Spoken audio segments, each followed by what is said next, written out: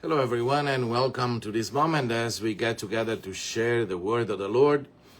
And today we are celebrating the memorial of St. John Vianney, priest, the patron saint of the priests and the pastors.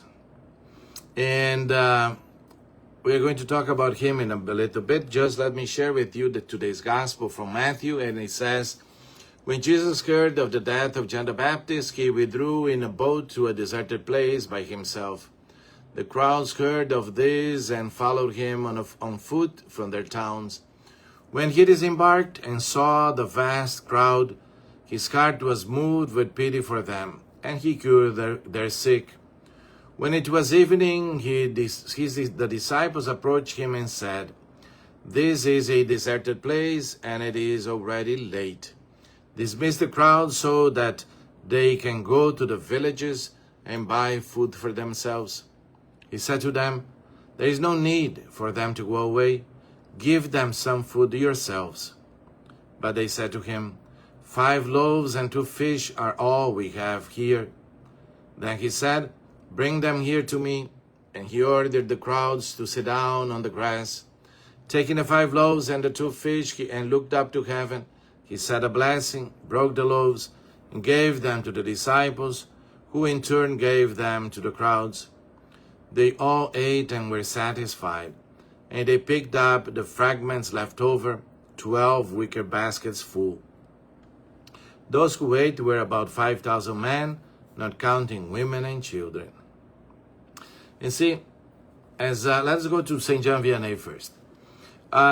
He wanted to be a priest, but was dismissed because he was not too smart, not too intelligent. But he really wanted to be one. And so a priest offered himself to help to prepare him and to ordain him. And he said, maybe we can send him up in the mountains in a little town. In this way, if he makes a mistake, the damage is really small, controlled. So he was prepared and ordained a priest. Went up to this little town, 200 people. The doors of the church were open, but not too many were going in. But little by little, with his work, people were going in, not only from that town, from the neighboring town, from towns from far away. People were coming to go to confession, for spiritual direction.